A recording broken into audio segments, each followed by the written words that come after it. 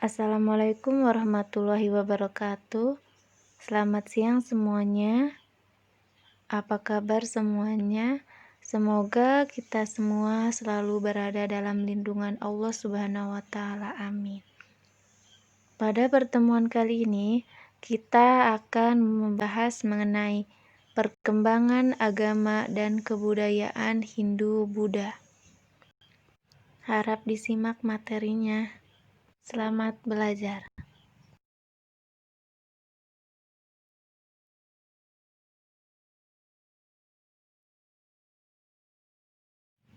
Masuk dan berkembangnya kebudayaan India sejak abad ke-4 Masehi menyebabkan munculnya kerajaan-kerajaan yang bercorak Hindu-Buddha di Kepulauan Indonesia. Kerajaan-kerajaan Hindu-Buddha antara lain Sriwijaya, Tarumanegara, Kediri, Kutai, Bali, Pajajaran, dan Majapahit. Tahukah kalian sejauh mana kebudayaan India berpengaruh terhadap perkembangan kerajaan-kerajaan yang bercorak Hindu-Buddha di Indonesia? Lalu bagaimanakah kehidupan masyarakat pada masa kerajaan-kerajaan Hindu-Buddha di Indonesia?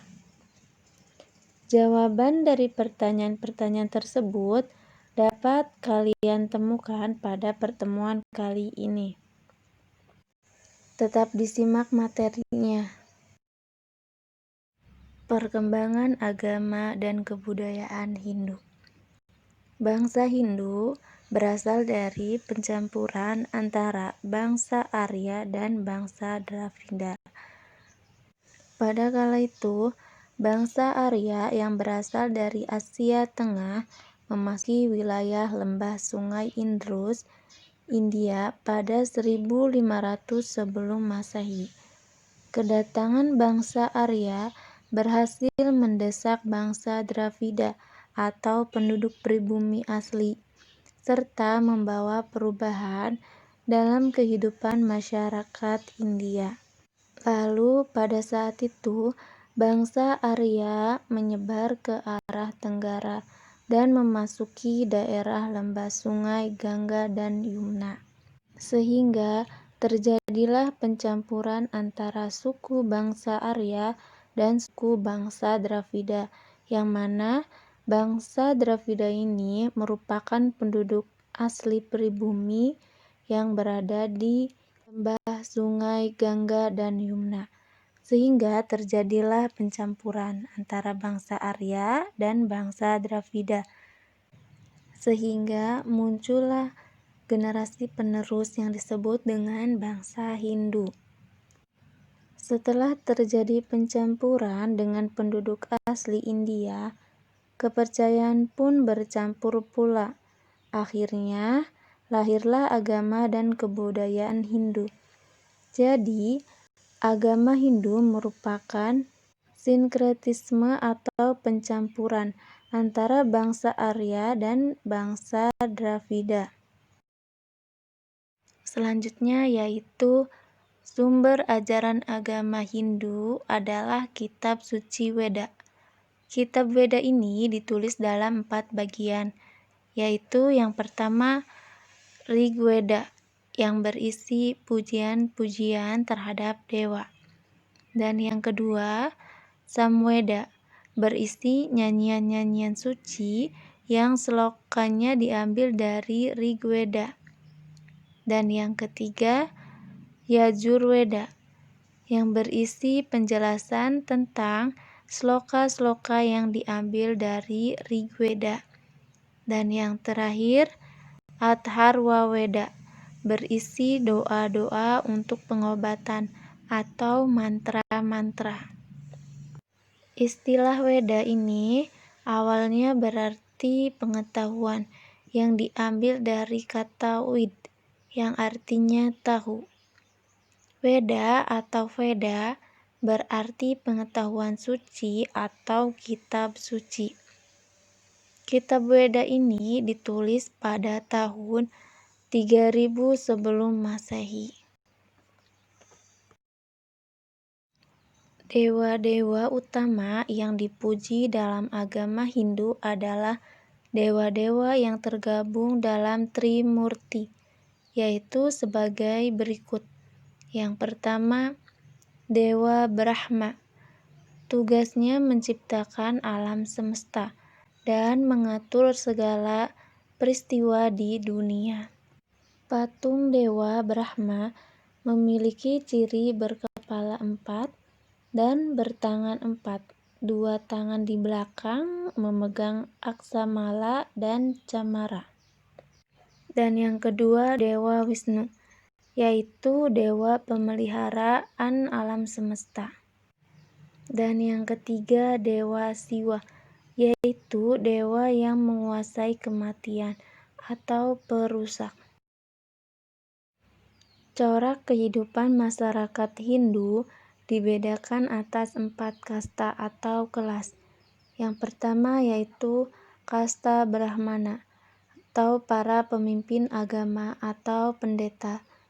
Dan yang kedua kasta Ksatria, yaitu para bangsawan, raja dan keturunannya, serta prajurit kerajaan. Dan yang ketiga kasta Waisya, yaitu para pengusaha dan pedagang. Dan yang keempat ada kasta Sudra, yaitu para petani dan pekerja keras. Nah, di sini ada sebuah gambar yang menggambarkan sebuah corak kehidupan masyarakat Hindu. Di sini ada 4 kasta. Yang pertama kasta Brahmana yang paling atas yang berwarna hijau. Kasta Brahmana ini merupakan pemimpin agama atau pendeta. Dan yang kedua ada kasta Ksatria yang berwarna biru ini yang kedua. Kasta ini merupakan para bangsawan, raja dan keturunannya serta prajurit kerajaan. Dan yang ketiga ada kasta Waisya, para pengusaha dan pedagang. Dan yang terakhir yang paling bawah ini merupakan kasta Sudra, yaitu para petani dan pekerja kasar. Selain itu, masih terdapat kelompok kasta yang paling rendah, yakni Pariya atau Varia, yang terdiri atas gelandangan yang bertugas untuk memukul beduk di kuil, sehingga mereka dianggap sebagai kelompok yang hina atau orang-orang yang haram untuk disentuh. Nah, di sini ada sebuah gambar sungai. Sungai ini merupakan Sungai Gangga yang dianggap keramat dan suci oleh pemeluk agama Hindu. Agama Hindu juga mempunyai tradisi berziarah ke tempat-tempat suci untuk memohon keselamatan dan kesejahteraan bagi umat manusia di dunia. Salah satunya yaitu tempat Sungai Gangga ini. Mereka sering berziarah ke tempat tersebut. Yang selanjutnya kita akan membahas mengenai perkembangan agama dan kebudayaan Buddha. Yang pertama, sejarah perkembangan agama dan kebudayaan Buddha. Munculnya agama Buddha di India tidak dapat dilepaskan dari peran Siddhartha Gautama. Siddhartha lahir pada tahun 563 sebelum Masehi. Siddhartha merupakan putra Raja Sudodana dari kerajaan Kosala. Di sebelah kanan kalian ada sebuah gambar yang merupakan ilustrasi tentang perjalanan hidup Siddhartha Buddha Gautama. Agama Buddha tidak mengakui kesucian kitab Weda dan juga tidak mengenal pembagian kasta dalam masyarakat. Ajaran Buddha yang tidak mengenal kasta menarik perhatian golongan kasta rendah untuk menganutnya. Dalam ajaran Buddha, manusia akan lahir berkali-kali atau disebut juga dengan reinkarnasi. Kitab suci agama Buddha disebut Tripitaka atau tiga keranjang yang terdiri dari yang pertama Vinaya Pitaka dan yang kedua Sutra Tapitaka dan yang ketiga Abhidharma Pitaka. Agama Buddha mencapai puncak kejayaannya pada masa kekuasaan Raja Asoka, yaitu pada tahun 273 sampai 233 sebelum Masehi. Pada waktu itu, agama Buddha ditetapkan sebagai agama resmi negara. Uji kompetensi.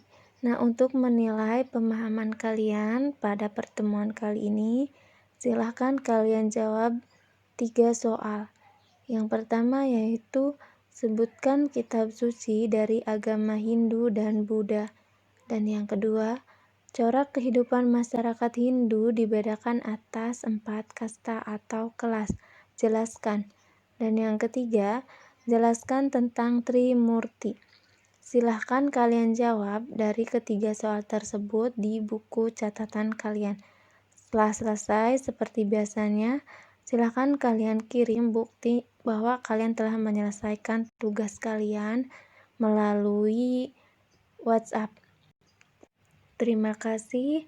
Wabillahi taufiq wal hidayah. Wassalamualaikum warahmatullahi wabarakatuh.